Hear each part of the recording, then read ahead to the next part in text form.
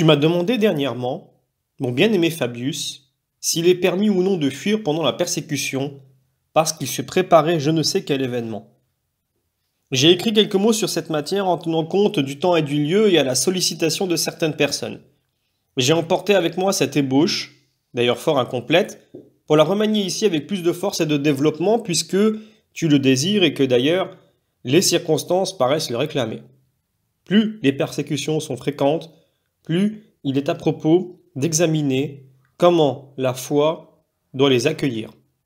Il vous importe surtout de l'examiner, vous qui, peut-être, si vous n'avez pas reçu le Paraclet, de qui viennent toutes les vérités, avez, à bon droit, l'oreille du cœur fermée à ces questions, comme à toutes les autres. Ainsi, pour mettre de l'ordre dans cette question, nous remarquons qu'il faut commencer par établir la nature de la persécution elle-même, en cherchant si elle vient de Dieu ou du démon, afin qu'il nous soit plus facile de déterminer les conséquences. Car la discussion d'un fait devient beaucoup plus claire quand on en connaît la cause. On pourrait se contenter de cette fin de non-recevoir. Rien n'arrive sans la volonté de Dieu. Mais nous ne voulons pas, en posant ce principe, ouvrir la porte à 1000 questions qui nous détourneraient de la discussion présente puisque l'on ne manquerait pas de nous répondre « Le mal et le péché viennent donc aussi de Dieu ». Rien ne vient donc du démon ni de nous-mêmes. Il s'agit, en ce moment, de la persécution. C'est donc en parlant surtout de la persécution que je dis « Rien n'arrive sans la volonté de Dieu » parce que je regarde la persécution comme digne de Dieu et pour ainsi parler, comme nécessaire pour éprouver ou pour réprouver ses serviteurs. Qu'est-ce en effet que la persécution dans son but et ses résultats, sinon l'épreuve et la réprobation à l'aide de laquelle le Seigneur a examiné les siens? La persécution est le tribunal devant lequel l'homme est déclaré éprouvé ou réprouvé. Or, le jugement n'appartient qu'à Dieu. C'est le vent au moyen duquel le Seigneur purifie son air qui est l'Église elle-même, en agitant de son souffle ce confus amas de fidèles pour séparer le froment divin des martyrs d'avec la paille stérile des apostats.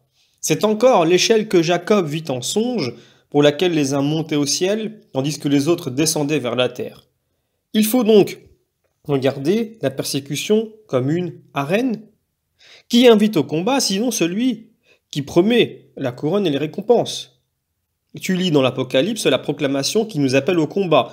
Et par quelle récompense il encourage les vainqueurs, ceux surtout qui auront vaincu dans la persécution après avoir lutté non pas contre la chair et le sang, mais contre les puissances spirituelles du mal. Par là, tu pourras reconnaître que le juge du combat est le même qui invite à la récompense. Tout ce qui se fait dans la persécution se fait à la gloire de Dieu, qui éprouve et réprouve, qui élève et qui abaisse. Or, ce qui intéresse la gloire de Dieu n'arrivera aussi que par sa volonté. Quand croit-on plus fermement à Dieu, sinon quand on redoute davantage, sinon dans le temps de la persécution? Alors, l'Église est dans la stupeur. Alors, la foi est plus active, plus soumise à la règle, plus assidue au jeûne, aux veilles, à la prière, aux exercices de l'humilité, de la charité envers Dieu et le prochain, plus dévouée à la sainteté et à la tempérance en toutes choses. L'homme n'a pour mobile que la crainte et l'espérance.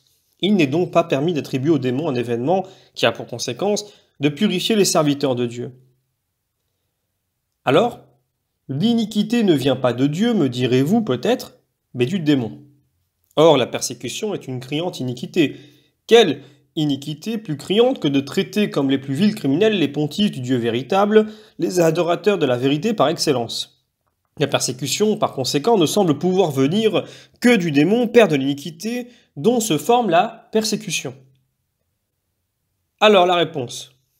Puisque d'une part, la persécution ne peut aller sans l'iniquité du démon, ni l'épreuve de la foi sans la persécution, nous devons savoir que l'iniquité est nécessaire à l'épreuve de la foi, non pas qu'elle justifie la persécution, mais comme instrument. Et la volonté de Dieu qui éprouve la foi est la cause première de la persécution. Arrive ensuite l'iniquité du démon, qui est le moyen par lequel s'accomplit l'épreuve. D'ailleurs, autant l'iniquité est l'ennemi de la justice, autant elle sert à rendre témoignage à sa rivale, afin que la justice se perfectionne dans l'iniquité, de même que la force se perfectionne dans la faiblesse, car Dieu a choisi les faibles selon le monde pour confondre les forts, il a choisi les moins sages pour confondre les sages. Voilà pourquoi il est permis à l'iniquité de lever la tête, afin que la justice soit éprouvée et l'iniquité confondue. Son ministère n'est donc pas le ministère d'un agent libre, mais d'un instrument passif. L'agent, c'est le Seigneur qui déchaîne la persécution pour éprouver la foi. L'instrument, c'est l'iniquité du démon qui forme la persécution. L'épreuve, au lieu de venir du démon, nous vient par le démon. Satan n'a aucun pouvoir sur les serviteurs du Dieu vivant, à moins que le Seigneur ne le lui accorde, soit pour lui écraser la tête par la foi des élus, victorieuse dans l'assaut, soit pour attester que ceux qui se sont rangés sous ses drapeaux lui appartiennent déjà. Nous avons l'exemple de Job que le démon ne put tenter, à moins d'en avoir reçu la permission du Seigneur. Que dis-je? Il ne put même l'attaquer dans ses biens avant que Dieu lui eût dit « Voilà que je te donne puissance sur tout ce qui est à lui, mais ne porte pas ta main sur lui. » Effectivement, le démon n'étendit la main sur Job que quand il eut reçu cette permission. Voilà qu'il en est ta puissance, mais garde-toi d'attenter à sa vie. De même, il sollicita la permission de tenter les apôtres, car de lui-même il ne l'avait pas. Témoin la parole que le Seigneur adresse à Pierre dans l'Évangile. Voilà que Satan a désiré te passer au crible comme le froment, et moi j'ai prié pour toi, afin que ta foi ne défaillît pas, c'est-à-dire qu'il ne fût pas donné au démon de pousser l'épreuve jusqu'à mettre ta foi en péril. Suis de là que l'attaque et la protection de la foi sont l'une et l'autre dans les mains de Dieu, puisque Satan lui demande la première et le Fils de Dieu la seconde.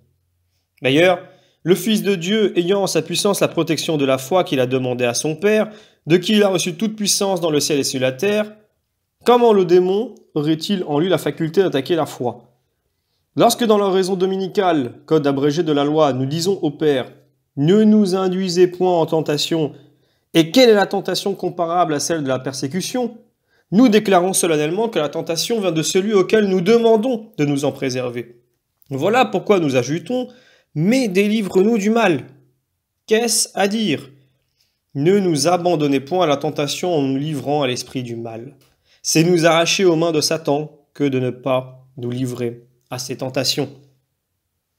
Le démon, qui s'appelait Légion, n'aurait pas même eu de puissance sur les pourceaux si Dieu ne la lui eût accordée. Comment en aurait-il même sur les brebis du Seigneur? Je dirais plus, les soies de ses pourceaux étaient alors comptés, à plus forte raison les cheveux de ses seins. Si le démon paraît exercer quelque puissance particulière, ce ne peut être que sur ceux qui n'appartiennent pas au Seigneur, sur les gentils qui sont devant Dieu comme une goutte d'eau dans un vase d'airain, un grain de sable dans une balance, une vile matière que la bouche rejette, domaine qui n'a pas de maître, et livré par là même aux incursions de Satan. Mais, sur les serviteurs de Dieu, il n'a aucune puissance en propre. En quel lieu, dans quel temps lui est-il permis de les attaquer?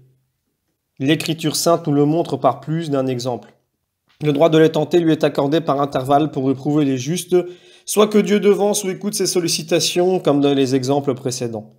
Quelquefois, le pécheur réprouvé est livré à ses tortures, comme les criminels au bourreau, ainsi de Saül. L'Esprit de l'Éternel se reliera de Saül et l'Esprit mauvais le tourmentera par l'ordre du Seigneur, nous dit les Saintes Écritures. Quelquefois aussi, cette épreuve a pour but de nous corriger. Témoin, les paroles de l'apôtre. Un aiguillon a été donné à ma chair comme un ange de Satan pour me souffleter. Il n'est permis à Satan d'humilier ainsi les saints par la tribulation de la chair que pour exercer leur patience et fortifier leur vertu par le sentiment de la faiblesse. Voilà pourquoi le même apôtre livre aux démons Phygèle et Hermogène. Il veut qu'ils se corrigent, mais non qu'ils blasphèment. Tu le vois, le démon peut recevoir sa puissance des mains des serviteurs de Dieu, tant s'en faut par conséquent qu'il ait lui-même sur eux quelque puissance. Si la persécution amène surtout avec elle ces tribulations, si c'est alors que nous sommes éprouvés et réprouvés, humiliés et amendés, il faut bien que ces tentations générales soient ordonnées ou permises par celui qui ordonne ou permet les tentations particulières, à savoir par celui qui a dit « C'est moi qui fait la paix et envoie les fléaux, c'est-à-dire la guerre, car c'est le contraire de la paix. Or, quelle guerre plus formidable pour notre paix que la persécution? Si les résultats de la persécution nous apportent la vie ou la mort, la blessure ou la guérison, elle a pour auteur celui qui a rendu cet oracle. C'est moi qui frappe et qui guérit, moi qui tue et qui fait vivre. Je les purifierai, dit-il, ailleurs comme on purifie l'argent, et je les éprouverai comme on éprouve l'or. C'est qu'en effet, notre foi s'épure au creuset de la persécution. Les voilà, ces traits enflammés, qui nous brûlent et nous éprouvent d'après la volonté de Dieu. Cependant, je ne sais qui peut en douter, sinon une foi frivole et froide, une foi qui se glisse à pas timide dans l'Église, car vous dites, quand nous nous rendons de toutes parts et en foule à l'Église, les gentils nous dénoncent. Nous craignons qu'ils ne prennent ombrage de notre multitude. Mais ne savez-vous pas que le Seigneur est le maître de tous? Que Dieu le veuille, vous souffrirez la persécution, que Dieu ne le veuille pas, les nations resteront dans le silence. Tu dois le croire si tu crois en ce Dieu, sans la volonté duquel un seul passereau ne tombe pas sur la terre. Or, nous valons mieux que beaucoup de passereaux. Maintenant que nous savons de qui vient la persécution, nous pouvons aborder ta demande et tirer des principes établis plus haut la conséquence qu'il ne faut pas fuir dans la persécution. Car s'il est vrai que la persécution vienne de Dieu, il ne faut sous aucun prétexte fuir ce qui vient de Dieu. D'ailleurs, deux raisons nous le défendent. D'abord, on ne doit pas éviter. Ensuite, on ne peut pas éviter ce qui vient de Dieu. On ne doit pas l'éviter parce que cela est bon, puisqu'une chose qui a paru bonne à Dieu l'est nécessairement. N'est-ce pas pour cela qu'il est écrit dans la Genèse « Et Dieu vit que cela était bon » Non pas qu'il eût besoin de voir l'œuvre pour juger qu'elle était bonne, mais pour nous apprendre par là que ce qui a paru bon à Dieu ne peut manquer de l'être. Sans doute, il y a bien des choses qui, tout en venant de Dieu, arrivent par le mal de quelques-uns. Cela ne les empêche pas d'être bonnes en elles-mêmes, puisqu'elles viennent de Dieu, en tant que divines et raisonnables. Comment une chose pourrait-elle être divine sans être bonne et raisonnable? Qu'y a-t-il de bon sans être divin?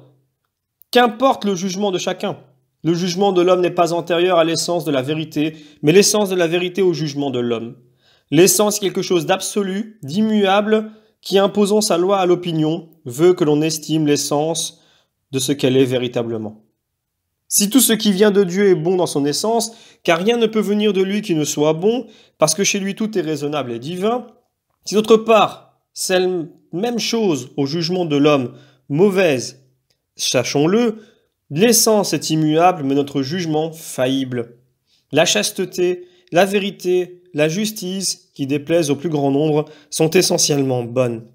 Faudra-t-il pour cela que l'essence se soumette au jugement? Il en va de même de la persécution, bonne par elle-même puisqu'elle n'est rien moins qu'une disposition raisonnable et divine. Elle déplaît au jugement de ceux pour le mal de qui elle arrive.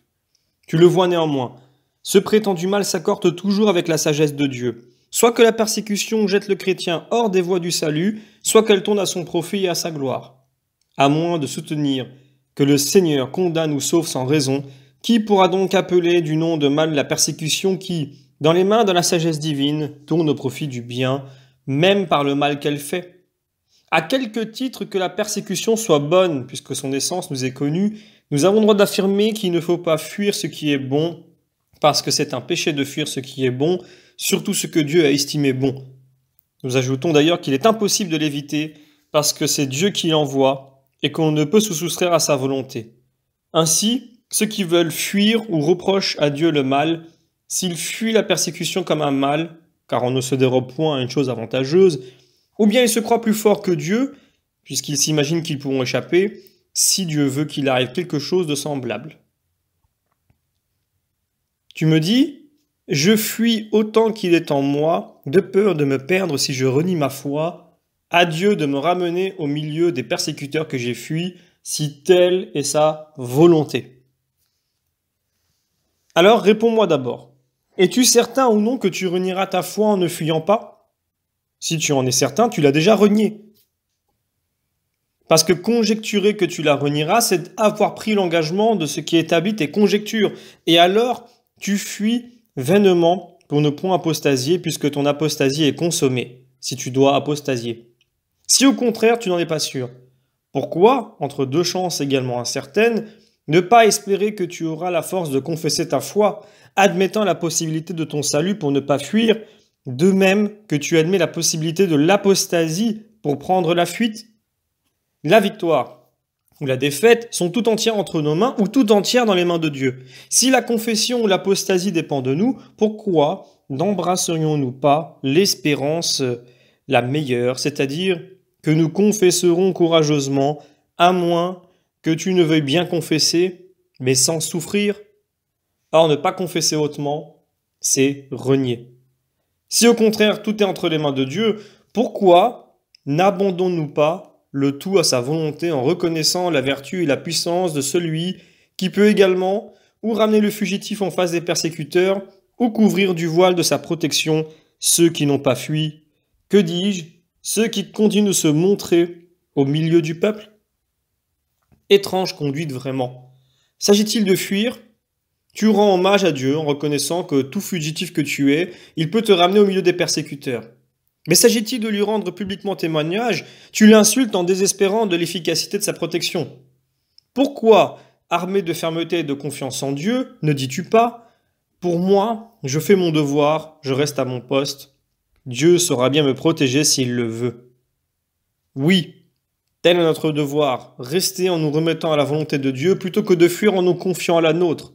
De très saint martyr Rutilius, ayant fui tant de fois de contrée en contrée pour échapper à la persécution, ayant même cru se racheter du péril à prix d'argent, au milieu de la fausse sécurité qu'il avait entravé à acquérir, fut saisi à l'improviste, conduit devant le gouverneur, appliqué à de longues tortures, sans doute pour châtier sa désertion. Enfin, il fut livré aux flammes et remporta par la miséricorde de Dieu la couronne du martyr auquel il se déroba longtemps. Quel autre enseignement le Seigneur a-t-il voulu nous donner par cet exemple, sinon qu'il ne faut pas fuir parce que la fuite est inutile si Dieu ne la veut pas? Vous vous dites, vous vous trompez. Dites plutôt qu'il a rempli le précepte en fuyant de cité en cité. Eh bien, ainsi a voulu raisonner un chrétien qui lui-même avait pris la fuite. Ainsi le veulent tous ceux qui refusent de comprendre quel est le sens de cet oracle de notre Seigneur pour en faire un rempart qui défende leur pusillanimité, puisque ce précepte est assujetti à des conditions de personne, de temps et de cause. Lorsque l'on commencera de vous persécuter, dit-il, fuyez de ville en ville. Nous soutenons que ce précepte s'adressait personnellement aux apôtres, ainsi qu'aux lieux et aux circonstances dans lesquelles ils vivaient, comme le démontreront les textes précédents et suivants qui ne conviennent qu'aux apôtres. N'allez point vers les nations et n'entrez pas dans la ville des Samaritains, mais allez plutôt vers les brebis perdues d'Israël. Pour nous, la voie des nations nous est ouverte puisque le Seigneur nous y a trouvés et que nous y marchons encore. Point de ville qui nous soit fermée, puisque nous prêchons par tout l'univers. Aucun soin particulier pour Israël ne nous est recommandé, sinon que nous devons évangéliser toutes les nations. De plus, si nous sommes saisis par les persécuteurs, ce n'est pas devant l'assemblée des Juifs que nous serons conduits, ni dans leur synagogue que nous serons battus de verges. C'est aux puissances et aux tribunaux de Rome que nous serons livrés. Ainsi, le précepte de fuir regardait spécialement les apôtres parce qu'il fallait d'abord prêcher devant les brebis perdues de la maison d'Israël. Il était nécessaire que la prédication s'accomplisse là où elle devait s'accomplir en premier lieu, afin que le pain de la parole fût distribué aux enfants de la maison avant les animaux immondes. Voilà pourquoi le Seigneur ordonne à ses apôtres de fuir pour un temps, non pas pour leur apprendre à se dérober à la persécution en elle-même, car il leur prédit qu'ils souffriraient des persécutions et il leur renseignait à les supporter, mais dans le but de propager la doctrine, de peur qu'ils eurent été mis à mort sur le champ. L'évangile ne fut étouffé à son berceau. D'ailleurs, s'ils avaient à fuir dans une autre ville, ce n'était point en secret, et pour annoncer partout la parole et conséquemment s'exposer à de nouvelles persécutions, jusqu'à ce qu'ils eurent rempli la contrée de leur prédication. Vous n'achèverez pas, leur dit-il, de parcourir toutes les villes de la Judée. Tant il est vrai que le précepte de fuir était renfermé dans les limites de la Judée. Pour nous, notre prédication n'est point enfermée dans la Judée, depuis que l'Esprit Saint a répandu ses effusions sur toute chair. Aussi, Paul et les apôtres, se rappelant les ordres de leur maître, font-ils cette déclaration devant Israël qu'ils avaient déjà rempli de leur doctrine. C'était à vous qu'il fallait annoncer premièrement la parole de Dieu, mais puisque vous la rejetez et que vous vous jugez vous-même indigne de la vie éternelle, voilà que nous allons vers les gentils. Ils tournèrent en effet leurs pas ailleurs, comme l'avaient institué leurs prédécesseurs. Ils marchèrent dans la voie des nations, et ils entrèrent dans les cités des Samaritains, afin que leur voix retentît par toute la terre, et que leur parole fût portée jusqu'aux extrémités du monde. Si la barrière des nations est tombée, si l'interdiction des villes de Samarie a cessé, pourquoi le précepte de la fuite qui avait la même origine n'aurait-il pas cessé aussi? Enfin, du jour où Israël fut rassasié, et où les apôtres passèrent chez les nations, ils ne fuirent plus de ville en ville et n'hésitèrent plus à souffrir. Paul lui-même, qui avait consenti à s'échapper de sa prison en se faisant descendre le long de la muraille, parce qu'alors la fuite était obligatoire, sur la fin de son apostolat et lorsque le précepte n'existait plus, ne se rendit point aux supplications de ses disciples qui le conjuraient avec larmes de ne point se rendre à Jérusalem, où Agabus avait prédit qu'il souffrirait le martyre. Loin de là. Pourquoi, leur dit-il, contristez-vous mon cœur par vos gémissements? J'ai souvent désiré non pas seulement d'être enchaîné, mais immolé à Jérusalem pour le nom de Jésus-Christ mon Seigneur. Alors, tous les disciples lui répondirent que la volonté du Seigneur soit faite. Quelle était la volonté du Seigneur? Que désormais on ne se déroba plus à la persécution. Cependant, ceux qui auraient mieux aimé que Paul évitât la persécution auraient pu alléguer le premier commandement du Seigneur qui prescrivait la fuite.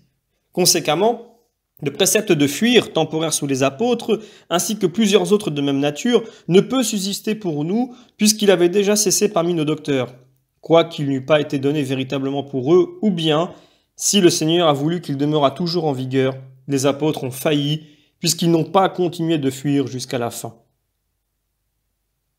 Examinons maintenant si les autres préceptes du Seigneur s'accordent avec cette injonction de fuite perpétuelle. D'abord, si la persécution vient de Dieu, comment admettre que celui qui nous l'amène nous ordonne de la fuir? S'il voulait que le chrétien l'évitât, il ferait mieux de ne pas l'envoyer, afin que sa volonté ne parût pas se contredire par une autre volonté.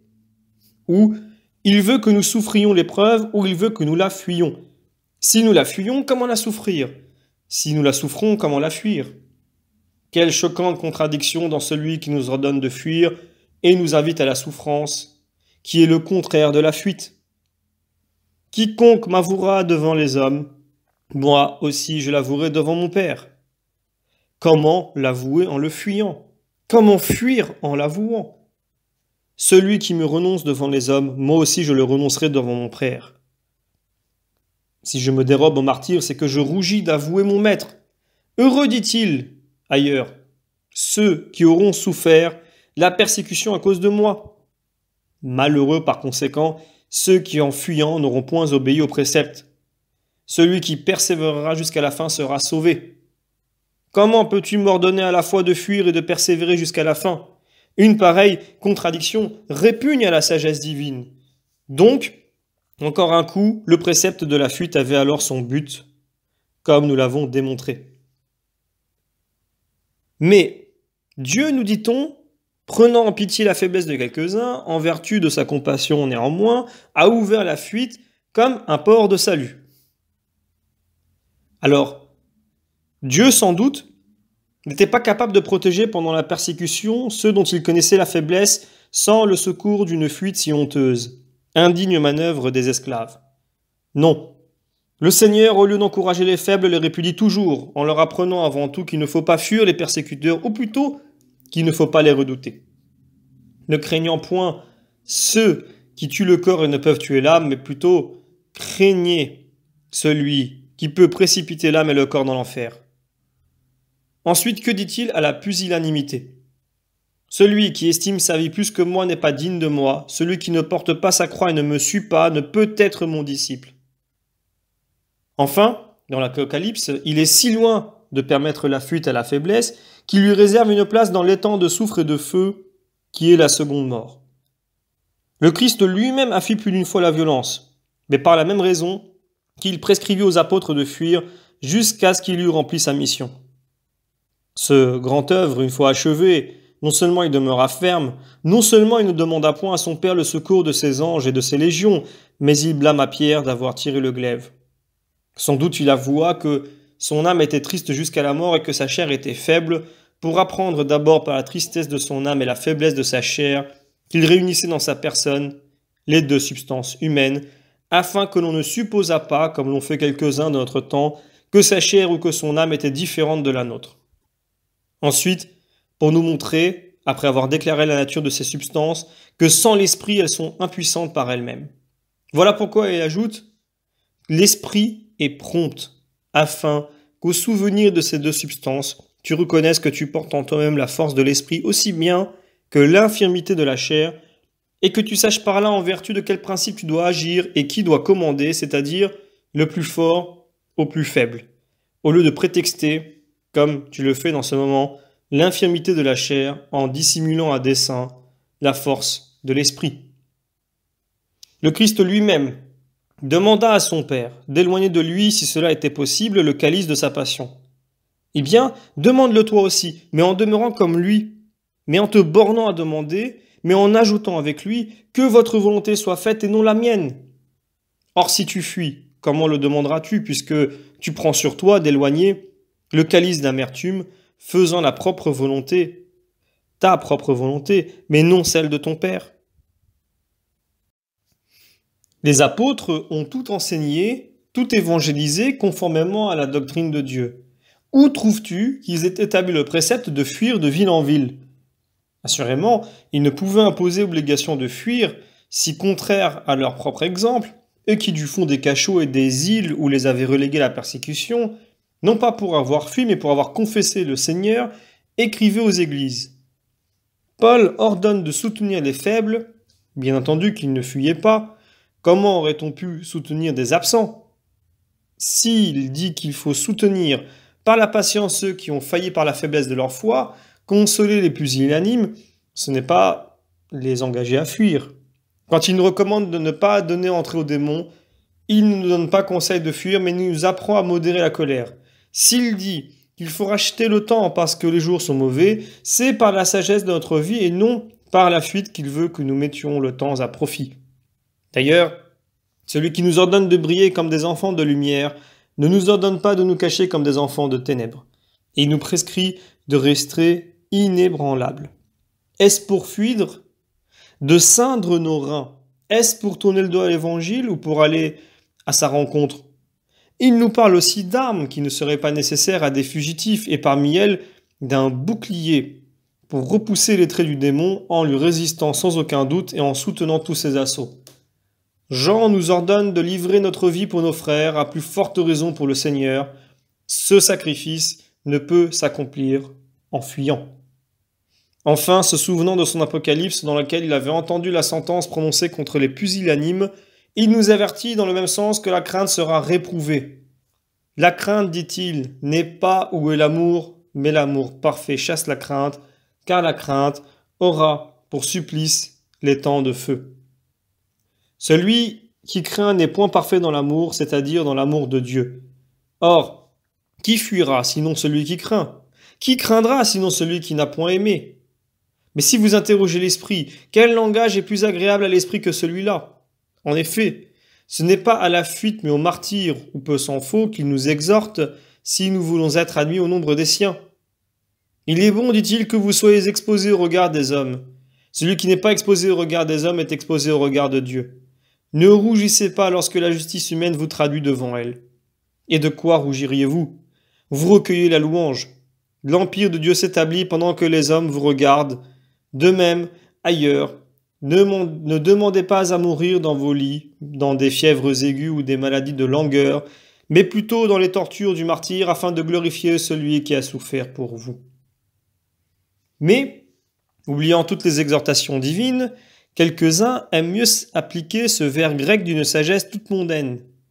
Le soldat qui fuyait peut revenir combattre. Pour s'enfuir encore, apparemment. Et quand sera-t-il vainqueur celui qui est vaincu en fuyant? Quel excellent soldat il fournit au Christ son chef, celui qui, armé de toutes pièces par l'apôtre, pour le jour de la persécution, abandonne son poste aussitôt qu'il entend sonner la trompette de la persécution. À la sagesse du siècle, je répondrai par la sagesse du siècle. Mourir est-il donc si terrible? Vainqueur ou vaincu, il faudra mourir. Si vous reniez votre foi au milieu des tourments, vous avez du moins lutté contre les supplices. J'aime mieux avoir à vous plaindre qu'à rougir de vous. Un soldat perdu sur le champ de bataille est plus beau qu'un soldat sauvé par la fuite. Tu trembles devant un homme, ô chrétien, toi que les anges doivent craindre, puisque tu jugeras les anges, toi que les démons doivent craindre, puisque tu as reçu puissance sur les démons, toi que l'univers tout entier doit craindre, puisque c'est en toi que le monde est jugé. Tu as revêtu le Christ le jour où tu as été baptisé dans le Christ. En fuyant devant le démon, tu descends dans le Christ qui est en toi. Tu te rends au démon comme un transfuge. Mais, en fuyant le Seigneur, tu prouves à tous les fugitifs l'inutilité de leur dessein. Il avait fui aussi le Seigneur, ce courageux prophète qui était passé de Jopé à Tarse, comme pour mettre entre Dieu et lui l'immensité des mers.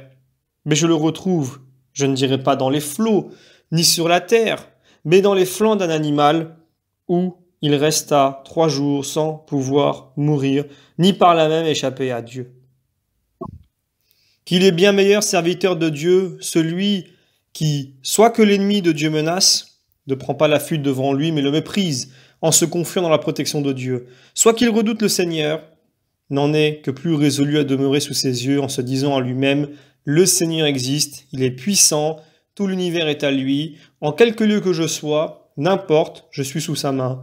Que sa volonté s'accomplisse, je ne me retire point. S'il veut que je périsse, qu'il me perde lui-même, pourvu que je me sauve pour lui. J'aime mieux rejeter sur lui l'odieux de ma mort, en périssant par sa volonté, qu'exciter sa colère en m'échappant par la mienne. » Ainsi doit penser, ainsi doit agir tout serviteur de Dieu, même dans les degrés inférieurs, afin de pouvoir s'élever à un degré supérieur, en montant plus haut par son intrépidité à souffrir la persécution. Mais quand les chefs, je veux dire quand les diacres, les prêtres et les évêques eux-mêmes prennent la fuite, comment un laïc pourra-t-il comprendre dans quel sens il a été dit « fuyez de ville en ville ». Si les chefs se retirent, quel est le simple soldat qui voudra les écouter lorsqu'ils conseilleront de ne pas lâcher pied sur le champ de bataille? Certes, le bon pasteur donne sa vie pour ses brebis, semblable à Moïse qui, avant que le Christ, dont il était la figure, se fît encore manifesté, s'écrie « Si vous détruisez ce peuple, faites-moi périr avec lui ». Au reste, puisque le Christ sanctionne ses propres symboles en disant « Le mauvais pasteur est celui qui prend la fuite à l'aspect du loup et le laisser piller le troupeau », un pasteur de cette nature sera chassé de la métairie, son salaire lui sera retenu en compensation du dommage. Que dis-je? Son pécule particulier lui sera enlevé pour réparer les torts que sa négligence a occasionnés à son maître. En effet, celui qui possède, il sera donné. À celui qui n'a pas, même ce qu'il semble avoir lui sera enlevé. Zacharie adresse des menaces semblables. « Ô glaive, éveille-toi! Va frapper le pasteur et disperse les brebis. En ce jour, j'étendrai ma main sur les pasteurs. » Ézéchiel et Jérémie poursuivent aussi de leur indignation ces mauvais pasteurs qui, non contents de se repaître méchamment de la chair du troupeau, le dispersent et l'abandonnent sans guide à toutes les bêtes féroces de la plaine. Reproche qui n'est jamais plus vrai que quand le clerc abandonne l'Église pendant la persécution. Quiconque reconnaîtra l'esprit comprendra qu'il s'adresse au pasteur fugitif.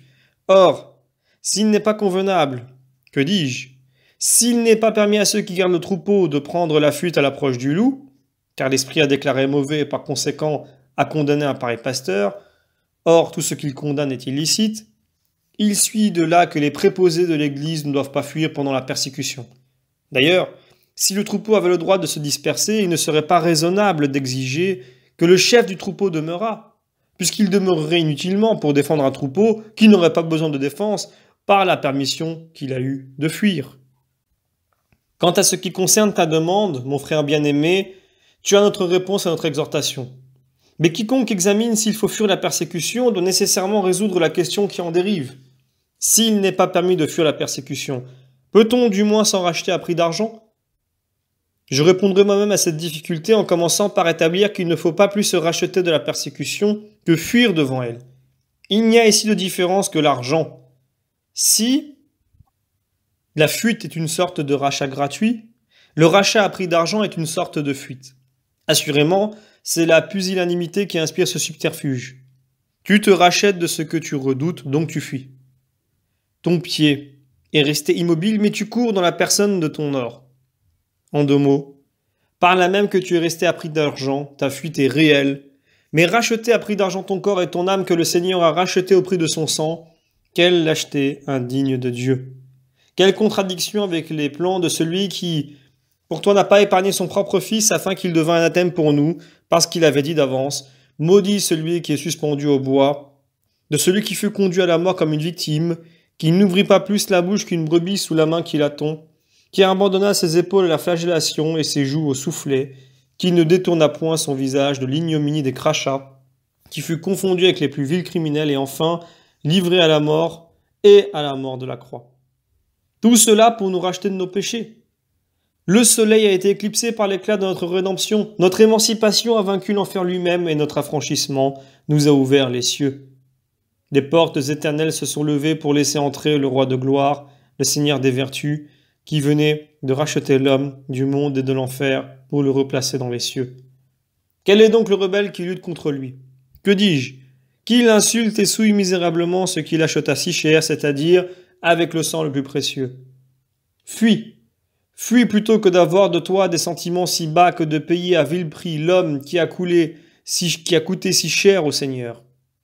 Le Christ l'a racheté des anges qui habitent ce monde, des puissances spirituelles du mal, des ténèbres du siècle présent, du jugement éternel, de la mort sans fin. Et toi, tu voudrais traiter pour lui avec un délateur, avec un soldat, avec quelques juges prévaricateurs, entre la tunique et le sein, comme dit le proverbe, rachetant ainsi dans l'ombre celui que le Christ a racheté. Que dis-je? Qu'il a affranchi à la face du monde. T'estimeras-tu donc libre? Et croiras-tu le posséder, à moins d'une rançon semblable à celle du Seigneur, comme nous l'avons dit, à savoir la rançon du sang? Pourquoi, en rachetant un chrétien, dans lequel réside le Christ, acheter le Christ à un homme? Ainsi essaya de le faire Simon lorsqu'il offrit de l'argent aux apôtres pour qu'ils lui vendissent l'esprit du Christ. Voilà pourquoi celui qui, en se rachetant, achète l'esprit du Christ, entendra aussi ces paroles. Périsse avec toi ton argent, car tu as cru que le don de Dieu peut s'acquérir avec de l'argent. Vraiment, qui pourrait mépriser un pareil apostat? En effet, que lui dit le concussionnaire. Donne-moi de l'argent, pour ne pas te dénoncer à coup sûr, car il ne te vend que ce que tu lui demandes pour ton argent. En le payant, tu ne veux donc pas être livré à la justice. En refusant d'être livré à la justice, tu refuses d'être mis en évidence. Donc, lorsque nous ne voulons pas être livrés, tu ne veux pas être mis en évidence, tu as consommé l'apostasie par ce refus, puisque tu ne veux pas paraître ce que tu es. Alors, vous vous trompez, dis-tu. En ne voulant point paraître ce que je suis, j'ai déclaré que j'étais ce que je ne voulais pas paraître, c'est-à-dire chrétien. Eh bien, je le conseille à ce prix de revendiquer les palmes du martyr, puisque tu crois avoir généreusement confessé le Christ. Mais non, en te rachetant, tu ne l'as pas confessé, ou bien tu lui as rendu témoignage peut-être devant un seul homme, mais en refusant de le confesser devant un grand nombre, tu l'as renié. Je ne veux d'autre preuve de ton apostasie que la vie qui t'est conservée. Celui-là est donc un parjure qui a mieux aimé se dérober au péril, car le refus du martyr est une secrète apostasie. Et quoi? Un chrétien se sauve à prix d'argent? Il a des trésors pour se dispenser de souffrir? Il est riche contre Dieu? Mais le Christ fut riche de son sang pour lui. Heureux donc les pauvres, dit-il, parce que le royaume des cieux est à ceux qui ne peuvent payer qu'avec leur vie. Si nous ne pouvons servir à la fois Dieu et Mammon, pouvons-nous être achetés à la fois par Dieu et par Mammon? Or, qui servira mieux Mammon que l'homme racheté par Mammon? Enfin, par quel exemple justifieras-tu ce rachat de la dénonciation? Quand vois-tu les apôtres poursuivis par tant de persécutions, sans délivrer à prix d'argent?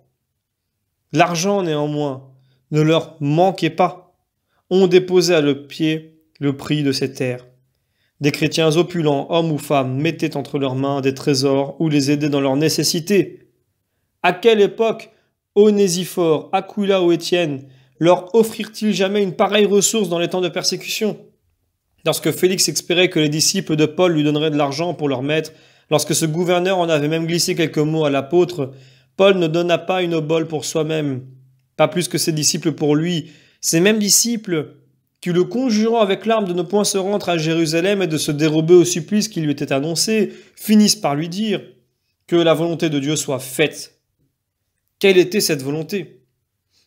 Qu'il souffrit pour le nom du Seigneur et non qu'il se racheta. Car il faut qu'à l'exemple du Christ qui a donné sa vie pour nous, nous donnions la nôtre pour lui, non seulement pour lui, mais pour nos frères à cause de lui.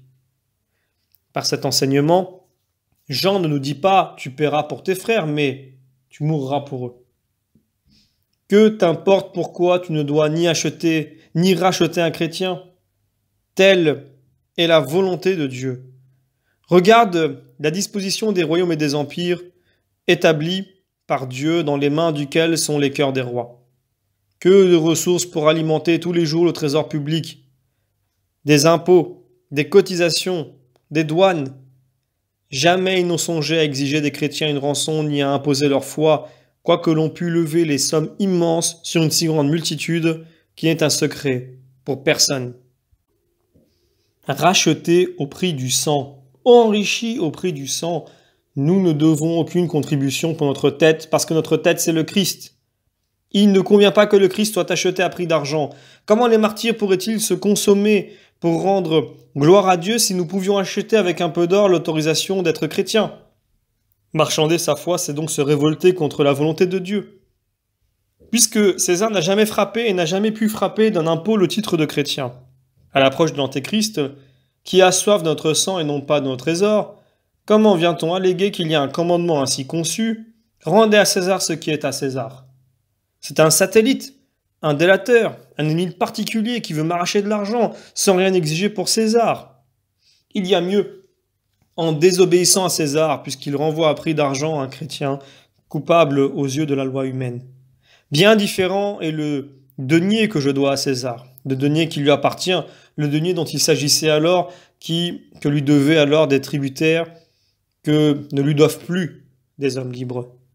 Comme ailleurs, rendrai-je à Dieu ce qui appartient à Dieu, c'est-à-dire d'âme chrétien, monnaie divine frappée à son image et marquée de son nom?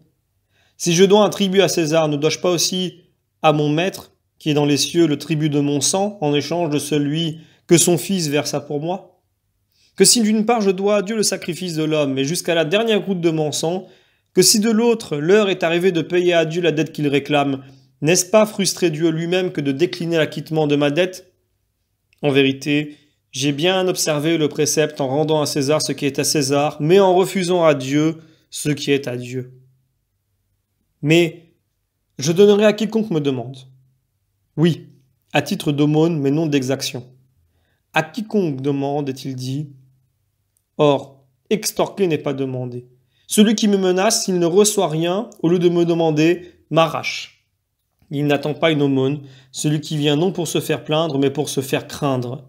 Je donnerai donc par charité, non par frayeur, à un infortuné qui, après avoir reçu, rend gloire à Dieu et me bénit, non à l'orgueilleux qui croit m'avoir rendu service et les yeux attachés sur sa proie, s'écrie, c'est le rachat d'un crime.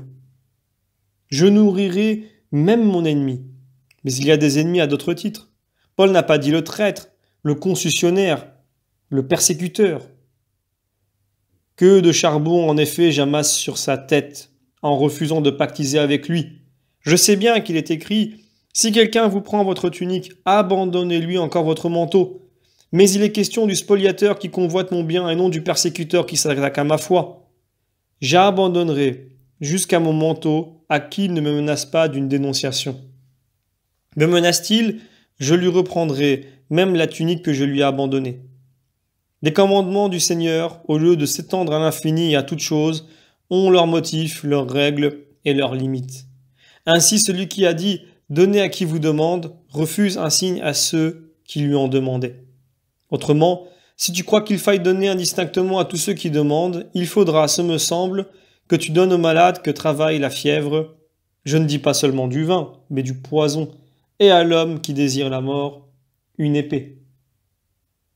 Employez les richesses injustes de Mammon à vous faire des amis. Le sens de ce précepte est déterminé par la parabole qui précède. Elle s'adressait au peuple juif qui, économe, infidèle du bien qui lui avait confié le Seigneur, des serviteurs de Mammon, c'est-à-dire de nous-mêmes, aurait dû se faire des amis plutôt que des ennemis et partager avec nous l'administration des biens, afin de nous délivrer par là des péchés qui nous rendaient esclaves et débiteurs de Dieu. Alors Israël, ayant commencé de perdre la faveur de son maître, entrait à l'ombre de notre foi dans les tabernacles éternels. Mais attache à ce précepte et à cette parabole tout autre sens que tu voudras, pourvu que tu saches qu'il n'est pas vraisemblable que les concessionnaires dont nous nous serons fait des amis à l'aide de Mammon puissent nous recevoir alors dans les tabernacles éternels. Toutefois, que nous persuade point la pusillanimité, comme si l'Écriture permettait de fuir et ordonnait de se racheter. Ce serait peu, assurément, qu'un ou deux chrétiens renversés par elle. La voilà qui essaie de lever un tribut sur toute l'Église en masse. Faut-il en pleurer? Faut-il en gémir? Les chrétiens aujourd'hui sont inscrits comme des objets de concussion sur les registres des bénéficiaires et des espions, parmi les cabaretiers, les bouchers, les escrocs, les baigneurs, les joueurs et les maîtres d'impudicité. Est-ce donc pour que les évêques jouissent tranquillement de leur royauté sous prétexte d'administrer que les apôtres ont fondé l'épiscopat? Voilà sans doute la paix que le Christ, en retournant vers son Père, ordonna d'acheter à des soldats par des présents dignes des Saturnales. Mais comment pourrons-nous nous rassembler, dis-tu? Comment célébrer ensemble le jour du Seigneur? Ainsi que le faisaient les apôtres qui demandaient leur sécurité à leur foi et non à l'argent. Si la foi est capable de transporter les montagnes, à plus forte raison d'éloigner un soldat. Fais-toi un rempart de ta sagesse et non de ton or, car tu ne seras point à l'abri des fureurs du peuple pour avoir corrompu quelques soldats mercenaires. Pour te protéger, tu n'as besoin que de la foi et de la sagesse. Sans elle, tu peux perdre le prix de ta rançon, avec elle tu n'auras jamais à le regretter. Enfin, si tu ne peux réunir le troupeau le jour, tu as la nuit. La lumière du Christ en dissipera les ténèbres. Ne peux-tu pas rassembler tous les fidèles? 3 chrétiens forment une église. Il vaut mieux renoncer à avoir quelque temps les frères que de les vendre lâchement.